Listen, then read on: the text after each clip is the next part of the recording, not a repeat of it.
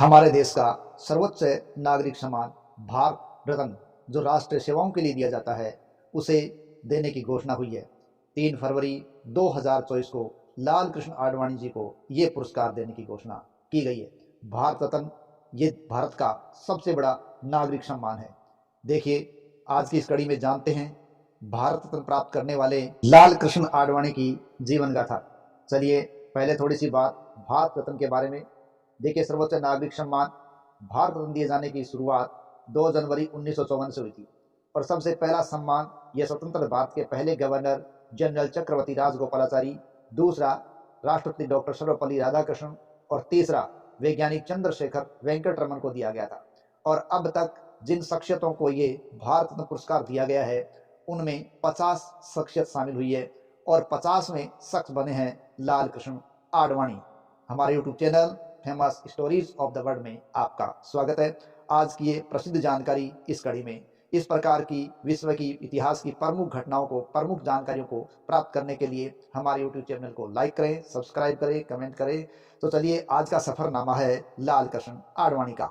लाल कृष्ण आडवाणी का जन्म 8 नवंबर 1927 को कराची में हुआ था, जो वर्तमान पाकिस्तान में है, और तत्कालीन समय में ये ब्रिटिश भारत का एक हिस्सा था।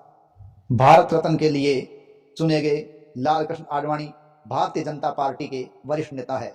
भारतीय जनता पार्टी को भारतीय राजनीति में एक प्रमुख पार्टी बनाने में उनका योगदान सर्वोपरि कहा जा सकता है। वे कई बार भाजपा के राष्ट्रीय अध्यक्ष भी रहे हैं। जनवरी 2008 में राष्ट्रीय जनतांत्रिक गठबंधन ने लोकसभा चुनाव को आडवाणी के नेतृत्व में लड़ने तथा जीत हासिल होने पर उन्हें प्रधानमंत्री बनाने की घोषणा की थी। भारतीय जनता पार्टी के नाम को या पूरी पार्टी को खड़ा करने और उसे राष्ट्रीय स्तर तक लाने का श्रेय दिया जाता है। उनमें सबसे आगे की पंक्ति का यदि नाम लिया जाए तो वो नाम है लाल कृष्ण आडवाणी। लाल कृष्ण आडवाणी कभी पार्टी के कर्णधार कहे गए, कभी लौह पुरुष और कभी पार्टी का असली चेहरा रहे हैं।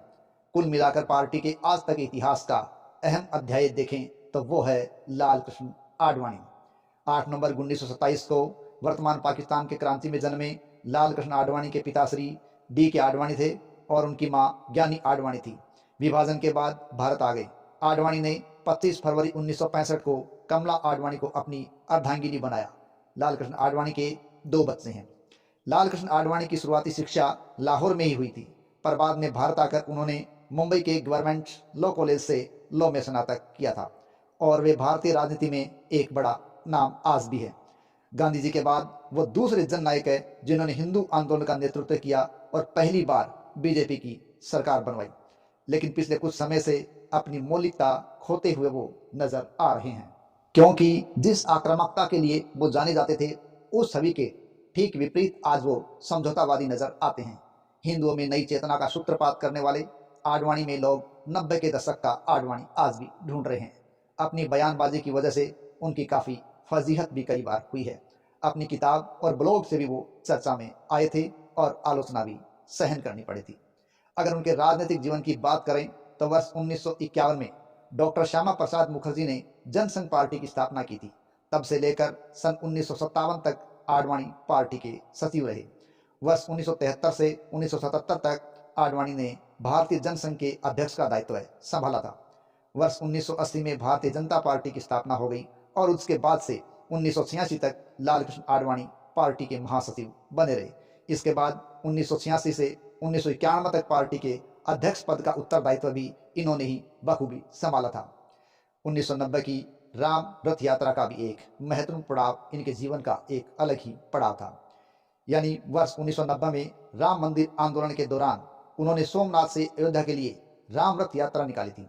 हालांकि आडवाणी जी को बीच में ही गिरफ्तार कर लिया गया, पर इस यात्रा के बाद आडवाणी जी का राजनीतिक कद और भी बड़ा हो गया था। 1990 की रथ यात्रा ने लाल कृष्ण आडवाणी की लोकप्रियता को चरम पर पहुंचा दिया था। वर्ष 1992 में बाबरी मस्जिद का विध्वंस हुआ। बाबरी मस्जिद के विध्वंस के बाद जिन लोगों को अभियुक्त बनाया गया, उनमें एक नाम था लाल कृष्ण आडवाणी। यदि पार्टी की भूमिका के बारे में बात करें तो लाल कृष्ण आडवाणी 3 बार भारतीय जनता पार्टी के अध्यक्ष पद पर रहे हैं। आडवाणी जी 4 बार राज्यसभा के और 5 बार लोकसभा के सदस्य रहे। वर्ष 1977 से 1979 तक पहली बार केंद्रीय सरकार में कैबिनेट मंत्री की हैसियत से लाल कृष्ण आडवाणी ने उत्तरदायित्व संभाला था और आडवाणी इस दौरान सूचना प्रसारण मंत्री भी रहे थे। आडवाणी जी ने अभी तक के राजनीतिक जीवन में सत्ता का जो सर्वोच्च पद संभाला है वह है एनडीए शासनकाल के दौरान उप प्रधानमंत्री का पद। लाल कृष्ण आडवाणी जी वर्ष 1999 में एनडीए की सरकार के बनने के बाद जब अटल बिहारी वाजपेयी की सरकार थी, उनके नेतृत्व में केंद्रीय गृह मंत्री बने और फिर इसी सरकार में उन्हें 29 जून 2002 को उप प्रधानमंत्री का पद दिया गया था और ये दायित्व उन्होंने बखूबी निभाया था। भारतीय संसद में एक अच्छे सांसद के रूप में आडवाणी जी अपनी भूमिका के लिए कभी सराहे गए तो कभी पुरस्कृत भी किए गए। आडवाणी जी पुस्तकें, संगीत और सिनेमा में विशेष रुचि रखते हैं और ये एक महान नेता कहलाने के बिल्कुल लायक है। तो इन्हीं महान नेता को एक 3 फरवरी 2024 को भारत रत्न से सर्वोच्च नागरिक सम्मान से सम्मानित करने की घोषणा की गई है। जय हिंद, जय भारत।